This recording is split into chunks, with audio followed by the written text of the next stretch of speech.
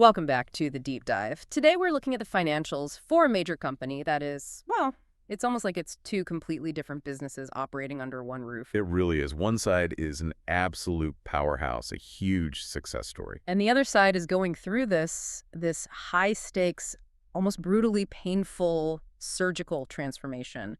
We're talking about Constellation Brands, Inc., or CBI, and we're digging into their Form 10Q for the third quarter that ended November 30, 2025. That's for their fiscal year 2026. The tension here is just immense. CBI has this big strategy they call consumer-led premiumization. Right. And what that means in practice is that their beer segment is absolutely crushing it, throwing off massive amounts of cash. But all that cash is basically being used to finance a complete teardown and rebuild of their wine and spirits business. Right. And that has cost them billions in write-downs and, hundreds of millions in transitional costs.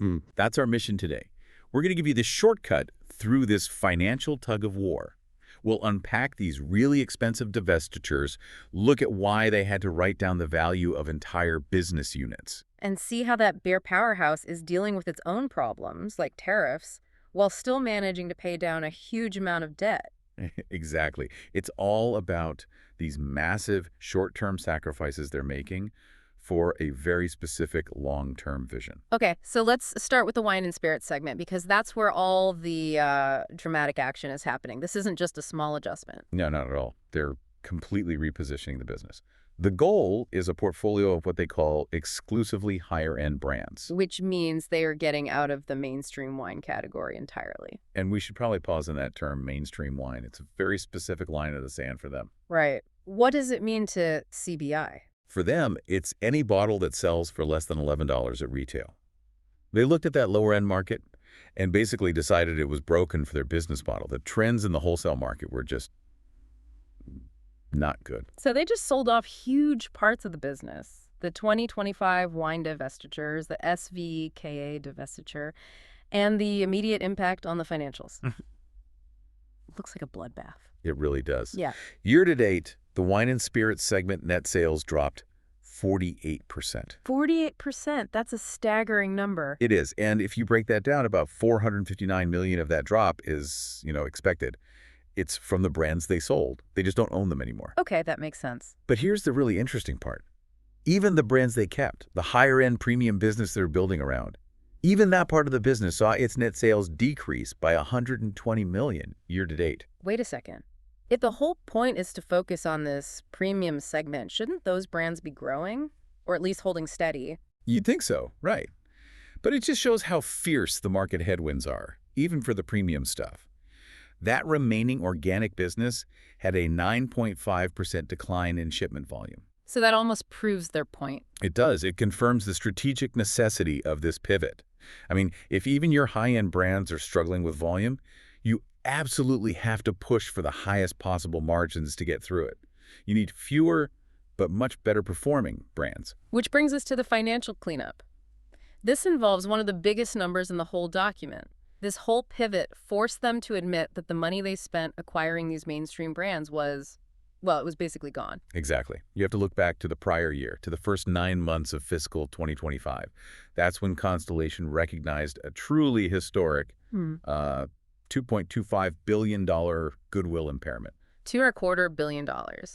Can you just, for our listeners, quickly frame what goodwill even is in this context? Sure.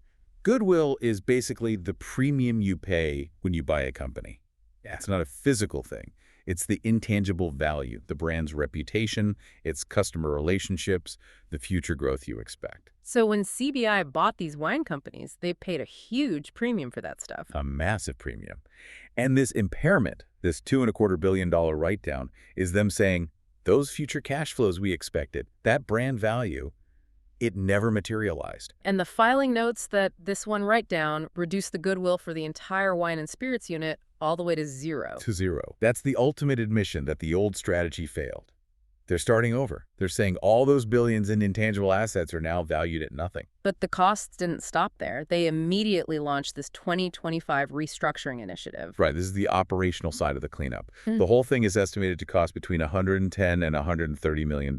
And they've already spent most of that. They have. As of the end of the quarter, they had already incurred over $106 million in costs. It's about half for employee severance and half for things like consulting fees and breaking contracts.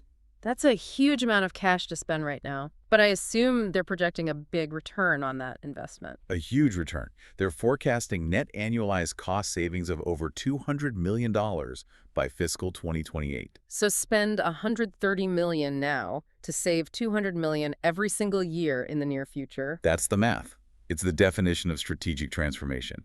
It costs you a lot of cash now to save and earn a lot more later. But the immediate effect on their profitability? It's just brutal. The segment's comparable operating margin went from a healthy 18.6%. Right. Almost 19 cents a profit for every dollar of sales. All the way down to a meager 1.3% in the current period. That one number tells the whole story of this painful transition. They're sacrificing basically all of their profitability in that segment right now. The margin is just being eaten up by restructuring costs, lower volumes, and another $52 million in asset impairment losses. They're operating near break even just to clear the decks. Okay, so let's pivot to the segment that's paying for all of this. Beer. This is the cash cow. And the contrast is it couldn't be sharper.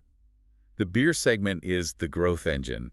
CBI is the #1 dollar share gainer in the entire U.S. beer market. Led by Modelo Especial, which is now the #1 beer brand in the U.S. by dollar sales. It's an incredible story. It is. Which is why I was a little surprised to see that their beer net sales actually declined by 4% year to date. What's going on inside that powerhouse? Yeah, that dip is a really crucial detail. It really comes down to the difference between shipments and depletions. Okay, break that down. Shipments are what CBI sends out to its distributors.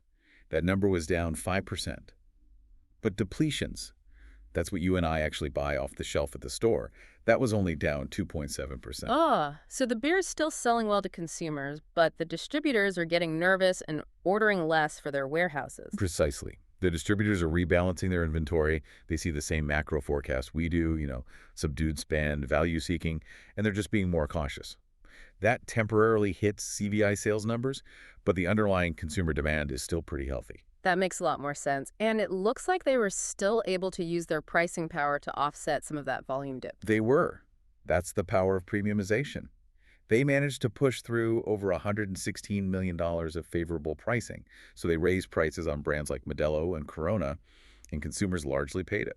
But even this powerhouse isn't immune to costs. I was really struck by the impact of tariffs. It's a very real headwind. Just in the first 9 months, they had to absorb over $43 million in tariffs on aluminum. So cans. Cans. And for the full fiscal year, they expect that number for the beer segment to be around $70 million.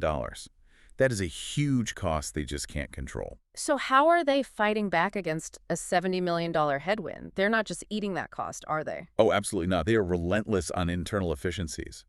The beer segment implemented a whole bunch of cost optimization initiatives. Things like procurement, logistics. Exactly. And those initiatives generated over $145 million of net benefit in the first 9 months. Wow. So here's the comparison. They generated $145 million in internal savings, which more than doubles the money they need to cover the $70 million in tariffs. That's the operational discipline that makes this segment so strong. It's why they can absorb these external hits and still pour money into huge infrastructure projects. Right, the Mexico beer projects. Yeah, they spent over $580 million on capital investments year to date, expanding their breweries because they're betting billions that the demand for these brands is just going to keep growing. So we have beer generating all this cash and efficiency and wine and spirits in the middle of this massive restructuring. How does this all look on the company's main balance sheet? The foundation is incredibly strong. They generated $2.1 billion in cash flow from operating activities. That's the fuel that lets them do all this. It is. And a huge use of that cash and the money they got from selling off the wine brands was to manage their debt. They effectively swapped low-margin, struggling assets for immediate financial health. And the numbers back that up. Total debt is down by over $830 million. That's a 7% decrease in just 9 months. And they were very smart about it.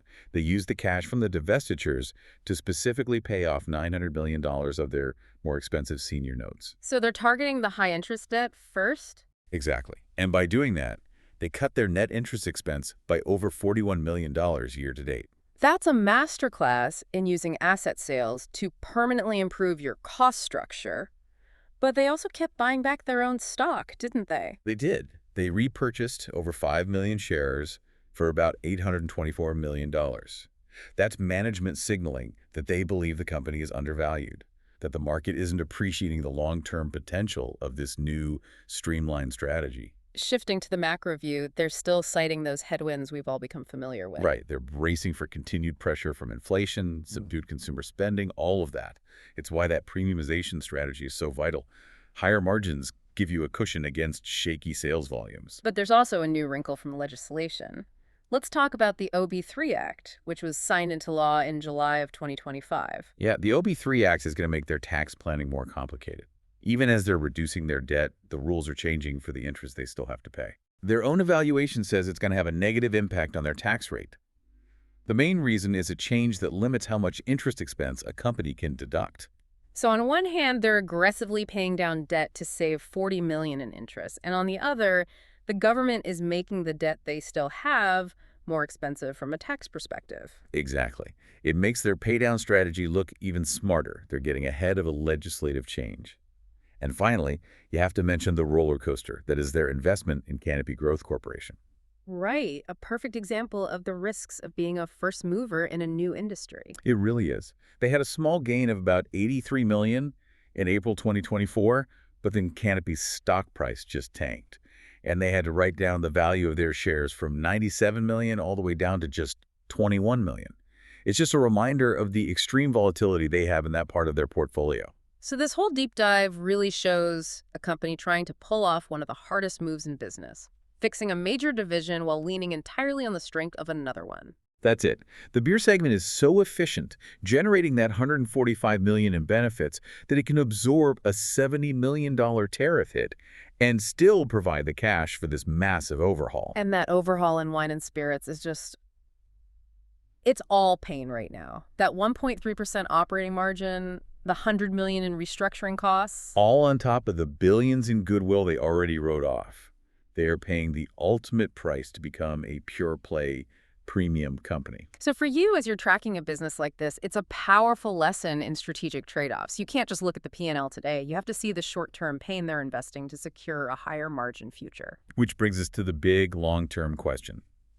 The beer segment's success has financed this entire painful overhaul.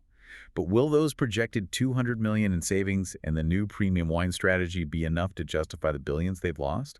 Especially now that the OB3 Act is making debt less tax efficient.